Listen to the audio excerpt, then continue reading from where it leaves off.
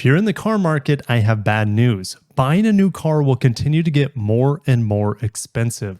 Although many manufacturers are beginning to see some recovery with the microchips and additional production, rising costs and inflation are about to deflate the entire automotive industry. I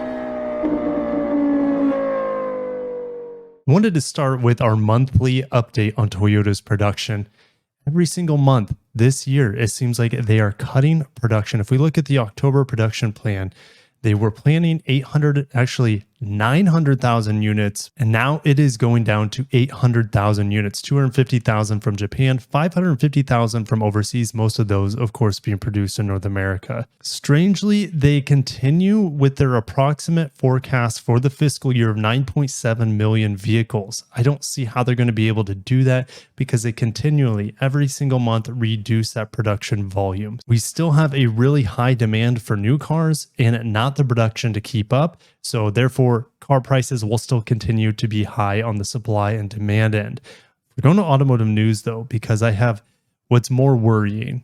The rise of materials and costs of supplies is jacking the prices up of cars. And we've already seen it. Every single manufacturer for 2023 has increased their prices, but it's not going to stop because prices continue to surge. So suppliers hiking charges for all automakers, not just Ford. An increase of prices on parts have increased from 7 to 20% on average.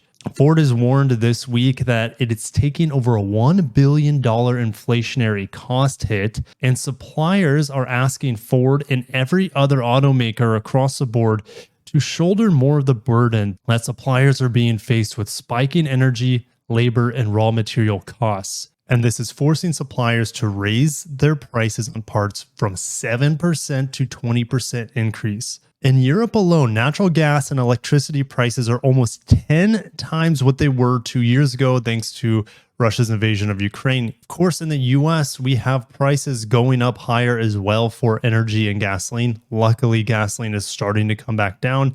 It's about $3.39 in my area at the time of this recording. Thank God I don't live in California, where it's typically $2 to $3 more per gallon. Sorry for my brothers and sisters on the West Coast. I feel for you. And then you throw in the labor market with a higher compensation required to attract new workers. There is no improvement in sight.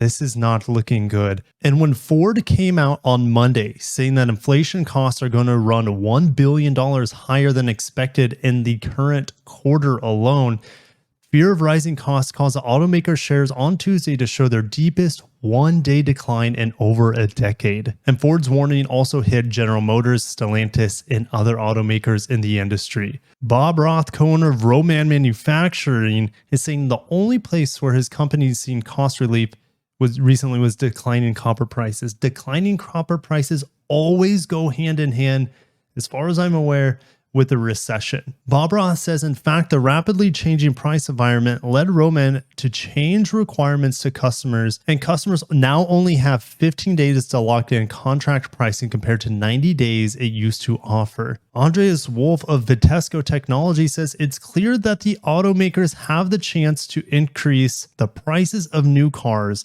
and we have increased on the material side, and in many cases, we are able to give those increases to our customers. It's hard to get out in front of it, said Bill Berry, owner of Diatech and Engineering. Our cost of raw materials has skyrocketed from a historical perspective. So if the microchip supply is slightly getting better, which it seems to be because the sales have shown that for several automakers, it's still not great because in theory, the more volume you have, the lower the prices go. But instead, yeah, we're getting more volume back, but now we're getting raked over the coals because everything costs so much more. Here's another example of things costing more. Still automotive news, record shipping costs add to automotive supply chain woes. Earnings for cargo ships that move autos and industrial machines across the oceans have surged about $80,000 a day, the highest data since at least 2000. So in the last 20 plus years, we are seeing the most expensive shipping costs. That's something you can't really negotiate out of the car. It's the net destination handling and processing fee that is in every single car in America, and that fee continues to rise. Over a 60-day voyage, that would imply about $740 per car, is up fivefold since before the pandemic, according to Bloomberg. So now it costs 5 times more to ship your car from point A to point B. And we're heading over to Nikkei Asia. This will affect car prices just slightly for the Japanese automakers. Toyota, Honda to pay connected car patent fees to telecoms. Nokia and others to receive royalties of $15 to $20 per car for wireless tech. Every single new car out there uses telecom services, and they will pay $15 to $20 per car using 2G, 3G, and 4G cellular network technologies. So I wish I had good news for you guys. And I think there is some good news, at least in availability. I do think the availability of cars will get better, even though Toyota is talking about, hey, our production's not quite as high as we would like it to be.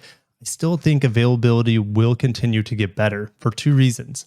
Microchips seemingly will get in better supply in the next year or so, slowly. We have at least a year, guys, before things get back to this new normal. And also people have less discretionary income. So if they have a car, maybe they're not that interested in buying a car or even being in the new car market. So that should shore up availability for those who are looking in the new car market. So it is going to be a very interesting time, and I'm glad I can be here to talk about it with you guys. But I want to see your thoughts down below on the increased raw material costs, which increases the cost of parts, which increases the cost of cars, which increases the amount of money we have to spend when we buy a new car. And also the shipping fees are getting out of control.